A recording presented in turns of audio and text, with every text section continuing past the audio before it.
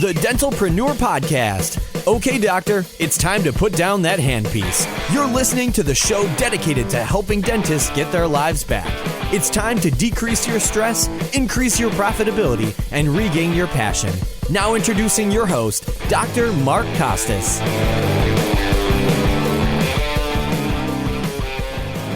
Hello, everyone. Welcome to another episode of the Dentalpreneur Podcast. I'm your host, Dr. Mark Costas. What is up, my friends? Where is the snow?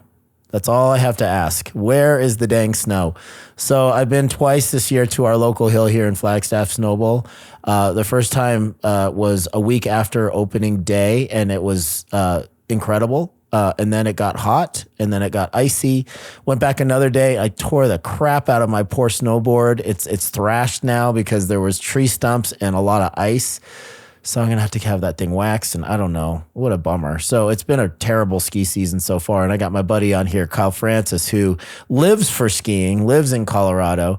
Myself and a group of friends that he knows are going to Winter Park in the early part of February, and we're just hoping and praying for a dump, or else it's going to be kind of a bust of a trip. We'll figure out how to make it fun. But Kyle Francis, the founder of Practice Transition Specialists. Is that right? Professional Transition Strategies. It's God, so funny, I get it wrong every time. It's just like all of the DSI, DSN, all those different acronyms. It's tough, you know? It is tough. I get it wrong almost every time. So Yep. Kyle Francis is with us, my good friend, the founder and CEO of Professional Transition Strategies is on with us today.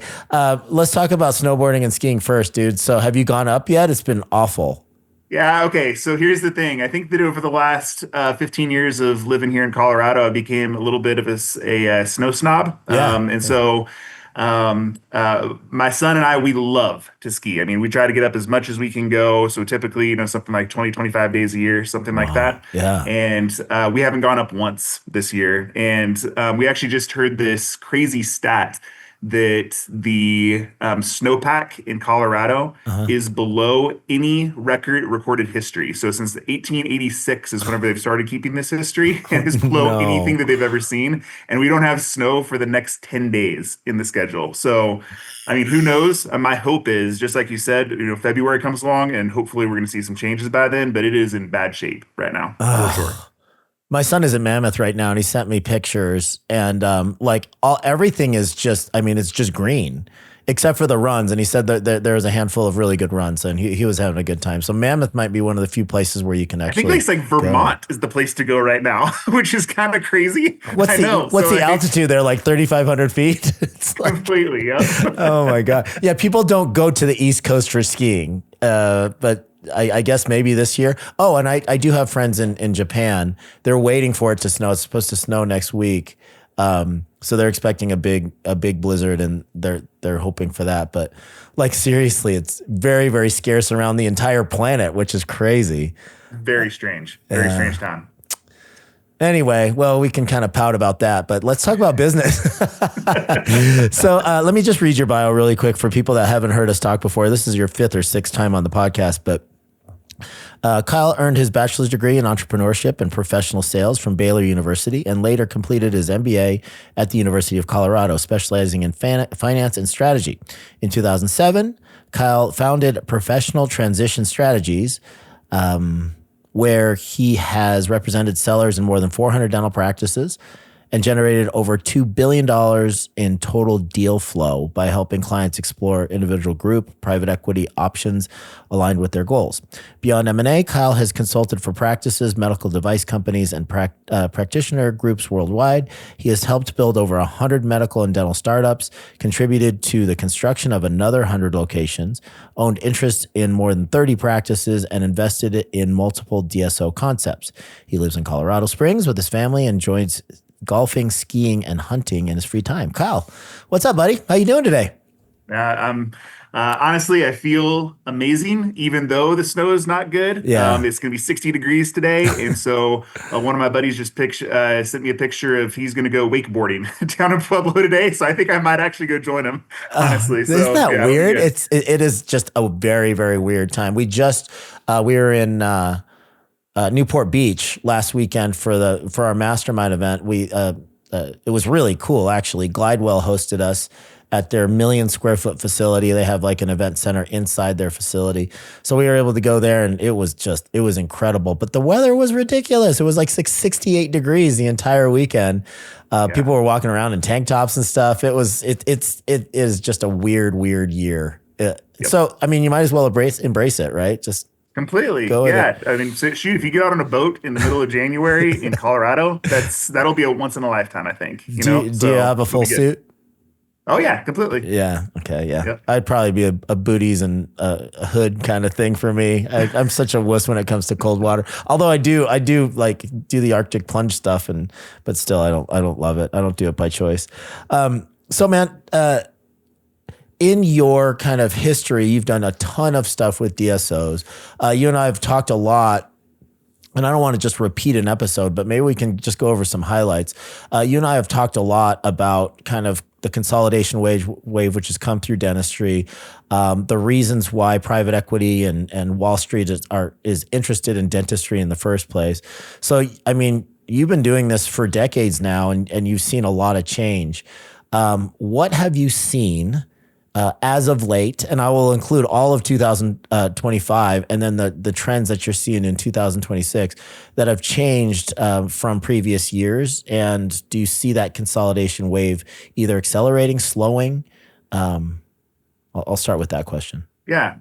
Well, I mean, so has there been change? The answer is, unequivocally yes. A consolidation wave doesn't last all that long, all things considered. Okay. And we are kind of in a unique place within dentistry that, if you end up looking at the Harvard Business Review about consolidation curves, it's a really interesting one. They update it about every couple of years or so. Okay. And it shows how all industries consolidate. So it's a curve that says, okay, there's this time where, a private equity gets interested within an industry, and then there's this enormous amount of liquidity that is given to that industry.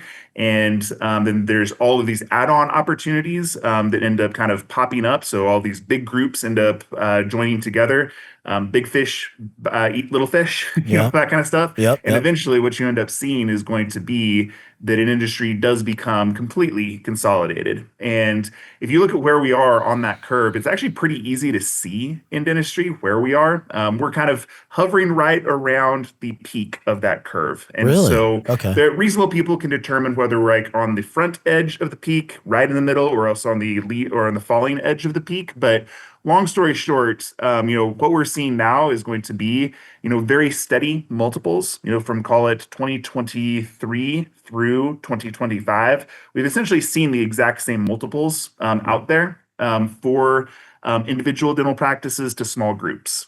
Got it. Now, what we've also seen is going to be that quality of asset definitely matters, and we can go into that if you'd like in terms of like what makes a quality asset, those kind of things. But I think that groups have learned that different things are going to work for their investment thesis, and other things will not work for their investment thesis, and so they've become picky in order to make sure that they are doing the best for their investors, right? So where it might have been more prevalent in 2023 for there to be a lot more types of practices that can achieve these types of multiples. Investors have just become more picky with the kind of size and the overall scope of that asset buy.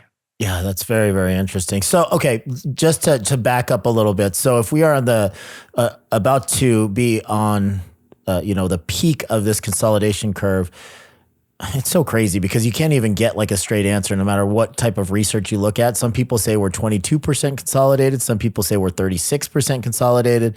Probably somewhere in the 20 to 35% consolidation is where we are right now. That's, I mean, if you're going to average the talking heads. And the problem is that people consider consolidation sometimes like 3 practices in a regional group, and they would consider that a consolidated, group of practices, even though it's a one-off operator and those might be three, operatory practices. They probably would have considered me consolidated. I had 16 practices, 10 at one time, and then 3 of those were like four operatory practices in the middle of freaking nowhere, like literally. And Right. I mean, I legitimately was a DSO, but it's not like I was a big fish by any stretch, but that was still part of the consolidation wave. But,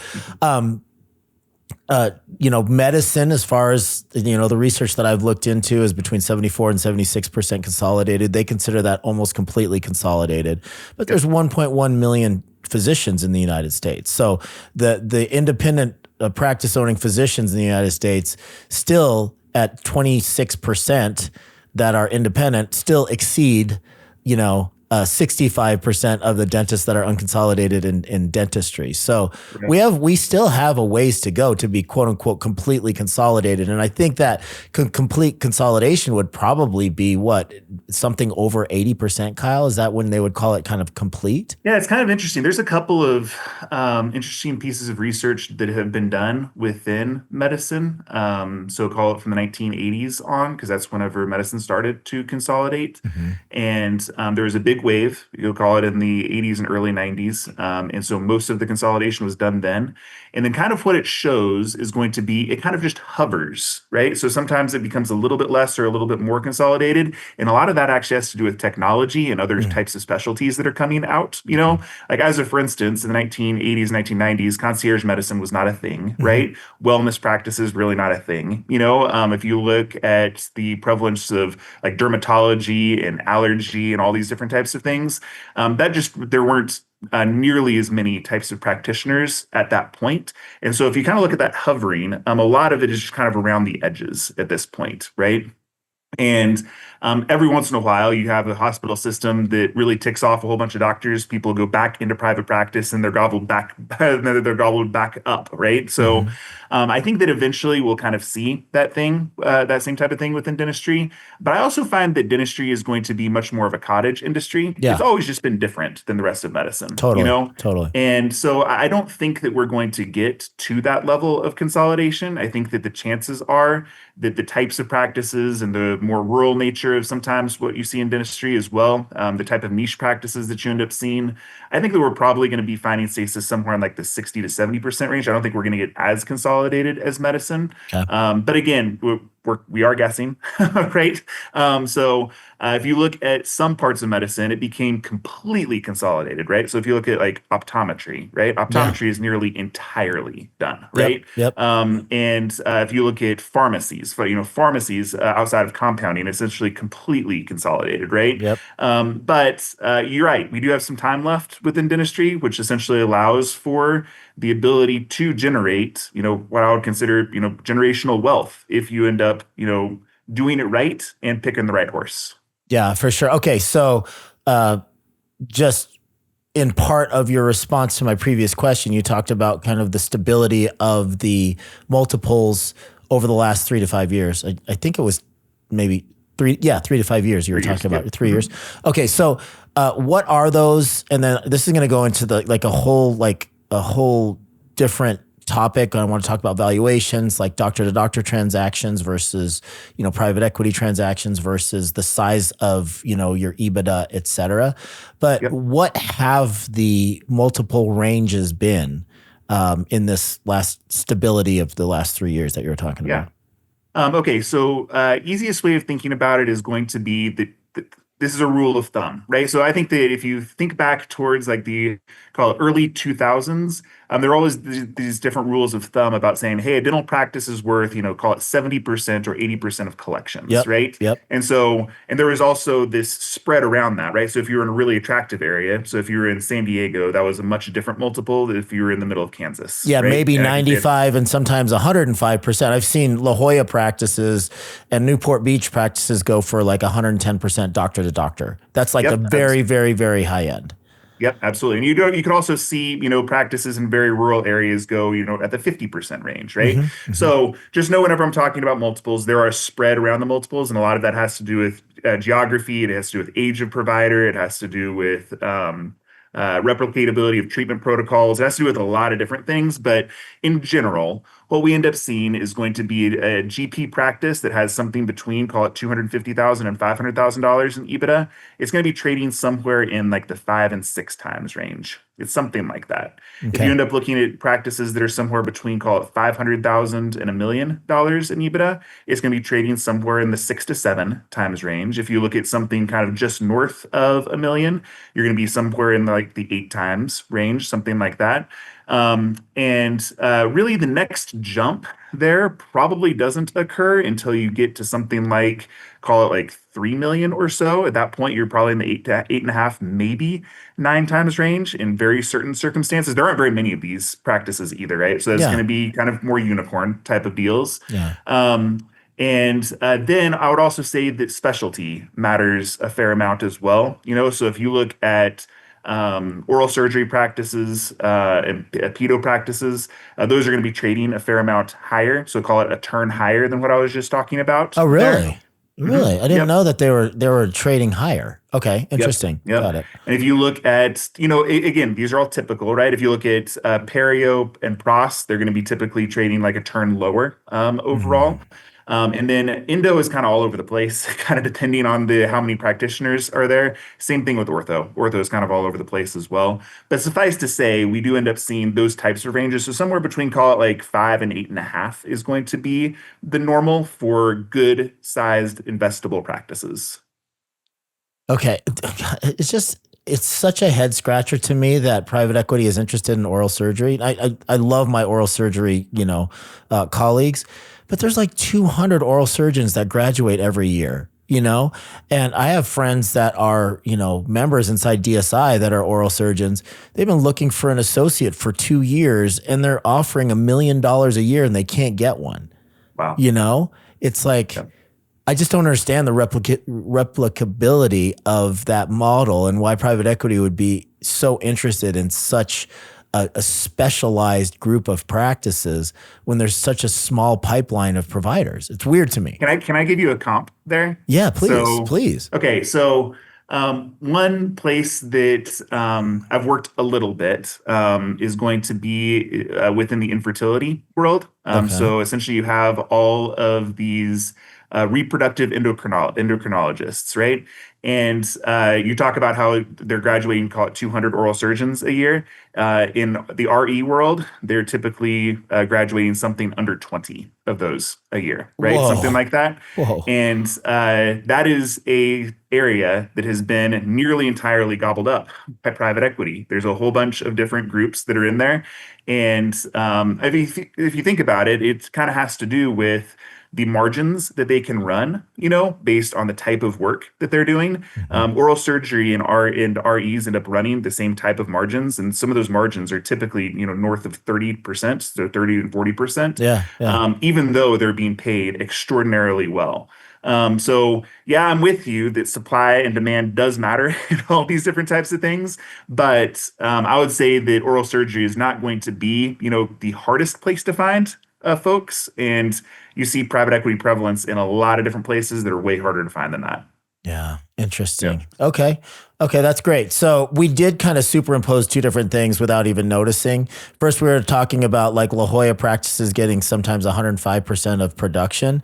And then we're talking about all of a sudden we're, 250 to 500 gets, a 5 to 6. And so we kind of superimposed two different methodologies of valuation. So I don't want to confuse anybody. There's a difference between valuing a dental practice based on gross revenue and valuing a dental practice based on EBITDA multiple. So an EBITDA Yep. multiple takes the profitability of the dental practice, multiplies it by some factor, depending on the amount of equity that you or EBITDA that you have, the location of the dental practice, the specialty or general nature of the practice, a number of different variables, multiplies it by some factor, and then that's a valuation method.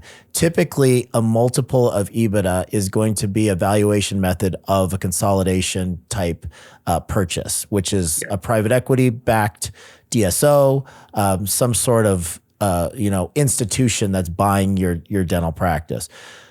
A gross revenue percentage is typically a doctor to doctor transaction. Am I Yep. misspeaking in any way? No, that's absolutely true. And I would also say that, that percentage of revenue, really the corollary there is what's called seller's discretionary earnings, or SDE. Mhm. And SDE essentially looks at how much a doctor can pull out of the practice as both the investor, because they have their investor hat on, and then also as the provider. So the easiest way of thinking about it is going to be how much net income or true take-home pay they end up getting out of the business on a year-to-year basis. And typically, the easiest way of figuring out the cash flow going forward is going to be how much revenue do you have, right? Yeah. So all of the banks ended up looking at it. I guess it's easy to understand all that kind of stuff. So yes, individual to individual transactions is going to be the best way of thinking about either a revenue or an SDE based deal. If you are not going to be a provider in a dental practice, so like let's say it's me, I'm not a dentist, right? Mhm, mhm. And so if I go and buy a dental practice, then essentially I'm going to have to hire somebody to do that work. And if they're going to be doing that work, then the amount that's left over for me is going to be EBITDA, right? That's going to be the investment value of the business. And so the easiest way of me thinking about it is going to be what type of multiple or how many years of cash flow am I willing to pay to get this annuity going forward? And so that's the way an investor is going to look at it. I love that. And here's the quick and dirty back of napkin math, guys. If you're looking for like a way to calculate your EBITDA or your profitability, and remember, this is excluding the balance sheet stuff. You're not talking about your note payments. You're not talking about long-term debt servicing. You're not talking about taxes or anything like that. So the quick and dirty math is something very, very simple. This is what I typically tell people. So if you're looking for overhead, the way that we calculate overhead is fixed and variable expenses, excluding doctor compensation. Okay. So you got everything to run the dental practice, including payroll, excluding doctors. So you got, rent, you got utilities, you got dental supplies, you have lab, you have all of that stuff, including payroll. That's going to equal some number. We like to see that for what we would call a black belt level practice, a very high level practice. Fixed and variable expenses hover around 50%. That is a very, very good performing practice. Now you have doctor compensation. If you have total compensation percentage of doctor compensation percentage of an entire practice revenue, a good percentage is somewhere between 21 and 25% of the total gross revenue, right? So if you add those two together, let's just say 25% goes to doctor compensation, because remember, you have to factor in the production of the hygiene department for a general practice. So that's why it's not a straight 30%. So if you're looking at 25% plus 50%, if you are Kyle Francis buying this dental practice, he can look for $1 million practice to be getting $250,000 in EBITDA. Okay, that's just the quick and dirty math of how to calculate that. A lot of people are confused by it, but I think that is the easiest way to look at it. Am I making it too simple, Kyle? No, you're absolutely right. Can I give you like the top 3 things that confuse people about this? Please do. Stuff that we see all the time. Absolutely. Okay, Yeah. so the first one is going to be everybody ends up doing tax treatment stuff through their business, Oh, right? yes. Whether it's going to be you own a boat through the business, or you end up having your car run through the business, or you have family members running through the business, all that type of stuff. Just keep in mind that all of that stuff is profit, even though it may go on your P&L as an expense, right? Mm-hmm. So don't just look at net income whenever you're looking at these things. The next one is going to be, well, hey, I pay myself in distributions and I'm looking at how much cash is in the bank. And I happen to have taken out $300,000 in cash this last year, but there's no tie to how much work was being done within the business. Yep. So maybe you're overpaying yourself, or maybe you're underpaying yourself as a doctor within the business. Mm-hmm. So that happens all the time as well. Yep. The final thing that happens has to do with real estate. And if you do end up owning the piece of real estate that you end up practicing in, many times your CPA ends up having you play tax games in terms of either underpaying yourself for rent or overpaying yourself for rent, depending on the locale. And so most of the time we don't see that being standardized to like the right amount of rent. So those are the 3 places to be looking at your own P&Ls in order to kind of determine how much profitability you actually have out of the business. Yeah, I mean, look, the tax code is 15,000 pages, right? And there's a lot of things you can do as a business owner. I think the biggest benefit of business ownership is your tax rate, the things that you're allowed to do to offset your AGI, your adjusted gross income, and being able to legally run certain things through the business that don't necessarily have to be run through the business. So you're basically going to have like two legal sets of books, right? You're going to have a set of books where you try to decrease the profitability of your operation as much as possible by running, legitimate things through the business, like, employing your kids, a work vehicle, subscriptions, travel for continuing education. Those are all legitimate business expenses, but if you are valuing the dental practice and trying to maximize the profit in this other set of books, you're going to remove all of those expenses because the new owner moving forward will not have the expense of your family and the CE trips and the subscriptions that you're currently using. So you have an adjusted, normalized set of books, which is, normalized P&L versus the typical P&L that you're going to run your tax liability off of. So I think that does confuse a lot of people. It's like, on one hand, you want to show as little profit as possible. On the other hand, you want to show as much profit as possible. It's like two completely different sides of the coin. Yeah. Well, and as our valuation team gets together, we get together weekly and go over all the different prospectuses that we end up doing for practices on a weekly basis. And we always get a kick out of how everybody ends up running their tax lives. Some people are going to be very, very aggressive. Some people not nearly as much. Some people don't take out anything in their tax life, right? And so we appreciate whenever we see the creativity sometimes. And let me tell you, out of after doing 3,000 or so prospectuses, we've seen a bunch. So it's been very interesting. Boats and airplanes and beach houses and you name it. I've seen an oil field run through it. I think one of my favorite ones was going to be, there was a guy in West Texas. This was years and years ago, so he's no longer practicing. I sold his practice, I think, 13 years ago. Okay. But he ended up buying gold from his practice. And then essentially, Zahn, it was just owned by Henry Schein at the time, used to sell ingots of gold. And so on every single supply bill, he would always buy ingots of gold as a business expense. And he just tossed it in these 5-gallon buckets in his mechanical rooms. So whenever he sold the practice, we ended up taking these 5-gallon buckets over to a pawn shop and selling all of the gold that he had accumulated over the last 30 years. It was crazy. How much was it? That must have been tens of thousands of dollars, right? I'd actually think that if I remember correctly, it was like $115,000 worth of gold. And that was back in 2007 or 2008. So yeah. That is nuts, dude. It was ridiculous. That is ridiculous. So crazy. Yeah. That's so gangster. I love that. That's so Escobar. Like, if Escobar could have got ingots of gold, he wouldn't have had all that problem. All those stories about him like burying billions of dollars, and like water would get to it, rats would get to it, and they uncover these stacks of cash, and it's not even like usable anymore. Ingots of gold would have been a great idea for him. Yeah, completely agreed. A little bit heavier, a little harder to sneak across. County. I'll always lines. Remember how heavy those buckets were. And then also I'll always remember the fact that, his staff saw him just like tossing these gold ingots for years into the mechanical room. And like the fact that everybody just let it happen, so it was unbelievable to me, but it happened. That is cool. And that was, we're not announcing his name, but no. That could be considered a taxable event when you get to the pawn shop. Theoretically, yep. Yeah. Awesome. Okay, one thing that I wanted to cover was, because when we're talking about these two different valuation methods, and there's other different, nuances and different types of valuation, depending on, the buyer, the DSO, the broker that's selling the deal. A lot of times they have, they'll factor in like goodwill differently or fixed assets a little bit differently to increase, decrease, or just change the valuation method slightly.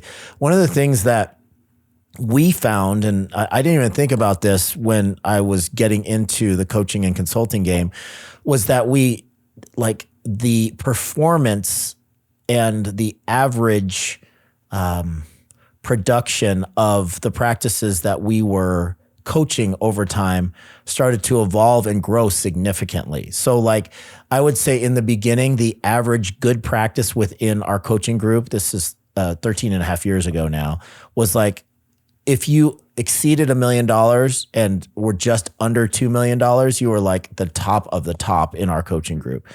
Now and 5 operatories was probably average. Now it feels like such a huge percentage of our people are over 14, 15, 20 operatories now and exceeding 8, 9, 10, $12 million in gross revenue. So what we noticed was that like when people got to the end of the line and they were ready to transition, they had priced themselves out of the doctor to doctor market because a single or even a pair of doctors, of partners, can't qualify for a $6 million dental practice.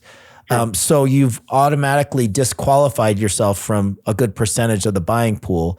The good news is the valuations on the other side, if you're basing things on gross revenue and profitability, are much higher than, say, 70 or 80% of gross revenue. So that is something that I think that we have to slow down and remind people of at some point. If you're going to continue to grow and outpace your peers and get this bigger practice, whether it's a small regional group or if it's a mega practice, like, some of our people are well over 25 operatories, which is crazy to me. You have one type of buyer, and that's an institutional buyer. And if we are going to follow this trend, and at some point we're going to be completely consolidated to say 70, 75%, which is an additional 40% of consolidation based on where we are right now. That is where that is where a lot of the people can't really agree. The pace at which this is going to happen is what people can agree on, not whether or not it's going to happen. So if you're a young doc and you have a vision of building a 20 operatory practice or 3 6 operatory practices in your region, you're going to price yourself out of the doctor to doctor market. So you're going to be forced to sell to an institutional buyer. So this information is very, very pertinent to you right now to understand who you're going to be dealing with and who the buyer is actually going to be. Yeah. And can I give a couple of points of context there? Yes, please do. So one of the reasons that private equity became interested within dentistry is going to be because of the valuation methodology that banks were using and essentially their risk profile.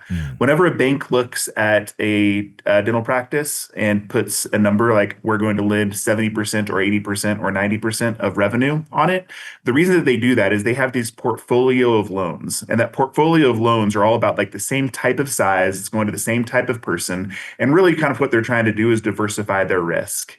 And so essentially if one of those loans fails, it's not going to kill their entire loan portfolio because banks aren't actually making very much on these notes. They might be making like 1% or 1.5% on these notes because they have to borrow the money as well, right? So that makes sense. If they end up making a really, really, really big note to an individual, so like let's say they make a $6 million note to 2 doctors or to 1 doctor to end up buying that big practice, and that's the one that goes bad, it can actually wreck their entire portfolio of loans the way they built it. So really what they want to do is they want to put these ceilings on the different notes to say, hey, we're not going to loan anything less than $500,000 and we're not going to loan anything more than $1.5 million on a dental practice because all of the rest of our loans are about that same size. So that's the first reason that private equity became interested is they said, hey, all of these things are undervalued assets. We can buy them for less, even if we pay more than an individual can pay. So if you look like Heartland, Heartland came in and said, hey, what we're going to do is we're going to start buying practices for 100% of collections, which by the way, is more than an individual could typically spend in the Midwest for a dental practice. However, it's a whole bunch less than that asset is worth whenever you compile all those assets together. So if you end up looking at the long-term ramifications of that, yes, the likely buyer for a group of practices is going to be one of these larger groups, a big fish eating a smaller fish, right? There are ways you can monetize otherwise, right? So if you look at other consolidated industries, you could do an ESOP, an employee stock ownership plan, right? You could end up having a whole bunch of partners, right? Like a law firm, right? So a law firm ends up bringing in tons and tons and tons of partners over the course of time. The problem is it doesn't work economically nearly as well as just like the simple Darwinianism, which is going to be big fish eating little fish, right? It just works better. So, yeah. That is that's a great explanation. I didn't know why, the rationale behind, the big 3 banks or the traditional lender not wanting to lend past a certain amount. That makes total sense. It's just diversifying risk, right? It's just spreading that risk out amongst their assets, and one $6 million practice would negate the success of four $1.5 million practices. Right. Yeah. Well, the reason the DSO concept works better in that world, because they go out and get lending as well, right? So there's two things that they have that individual buyers do not have, which is going to be they have a big old pile of money behind them, right? And so they have all of these investors, whether it's pension plans or high net worth individuals, all those kind of things. They have a big old pile of money. They have established relationships with banks, and those banks are willing to take risks on groups that end up protecting their assets really, really, really well. And DSOs, or private equity firms that are backing the DSOs, are great at protecting their assets, right? So the bank feels very confident in lending more in that environment, where an individual just doesn't have that ability to do so. Got it. Okay. So we kind of, I mean, this wasn't in defense of DSOs. It's just kind of like, hey, this is coming. Prepare yourself. Know that these are going to probably be your options if you get a practice or you build your practice to a certain level. I guess the other question that people are probably scratching their heads and asking is, hey man, there's probably not the likelihood that I'm going to have a practice over $2 million in gross revenue, even if I doubled the size of it right now. Where does that leave me if I have a very good, productive practice that is, say based on the formulary before, that would be like between $600,000 and $700,000, right? In EBITDA. Where does that leave us? And then I'll ask the same question for like $1 million practice with like $250,000 in EBITDA. Yeah. So a practice is called nice and easy numbers just for my brain. So that way I could go faster. So let's call it a $2.5 million practice with $500,000 in EBITDA, right? Okay. If you end up having something like that, you have a lot of different types of options. So option one is going to be an individual probably can buy that outright. It's going to be close, and it has to be a very specific type of individual that has a history of being able to produce well, all those different types of things. So you're looking like a $2.3 million transaction, depending on where you are in the country. There you go. Okay. Yep, exactly. Yep. And so that is the very, very height of what a bank is going to lend to a individual practitioner. The second thing you can do is you can bring in a partner, right? So lots of times we do see individuals bring in partners, and that could be a minority partner, right? You could sell a third of it to them. You could sell a quarter of it to them. If you have multiple locations, maybe you let them buy into a certain location at that point as well.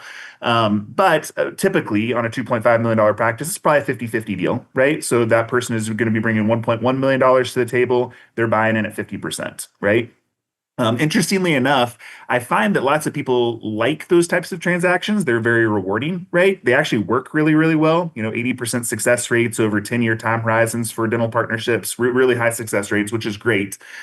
However, I would say economically, they're not typically the best for the person selling. And the reason being is you're selling part of your cash flow, right?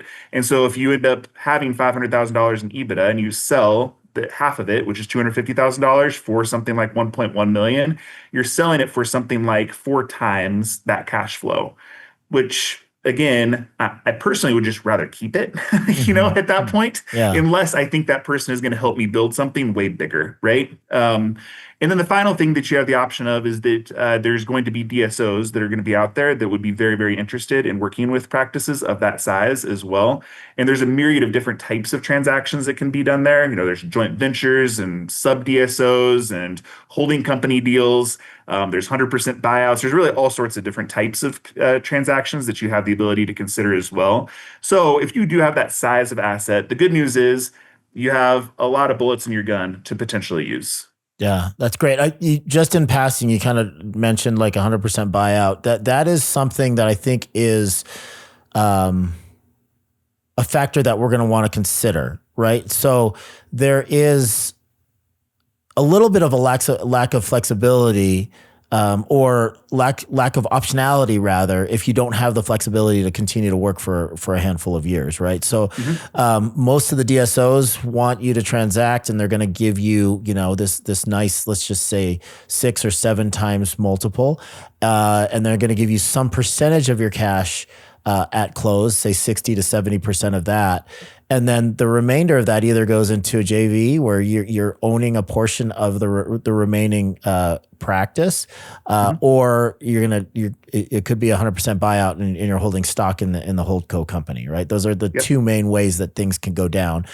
However, if you are getting purchased by one of those traditional DSOs or a traditional kind of framework, they're going to expect you to work back for some period of time, anywhere from 2 to 5 years.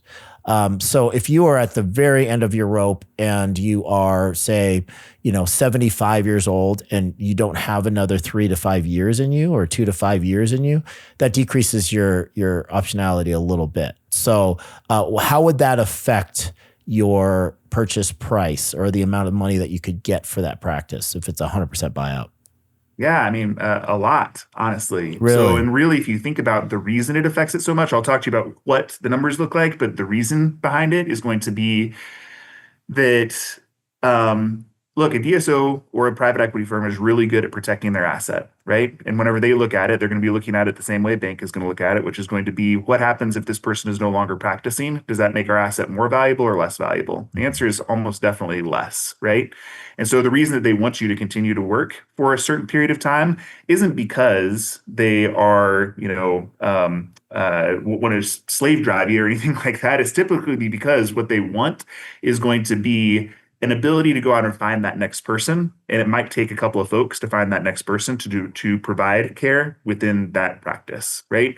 And so if you don't have the time, as a for instance, then suddenly what you end up doing is you are no longer in the driver's seat. You're kind of being driven at that point, right?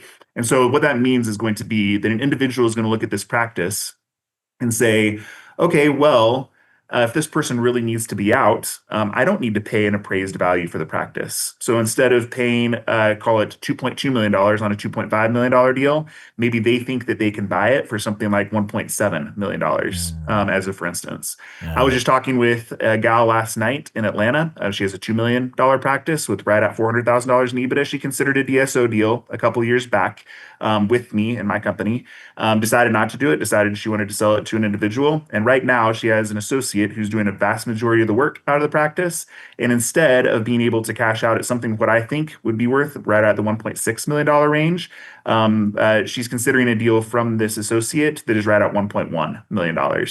I don't like that for her, but she wants to retire and she wants to be done. And she's only doing a day a week of work, So that happens with individuals. It's called a lowball offer, right? And so they're going to feel like they have the ability to do it. So they want to buy something for as little as they can.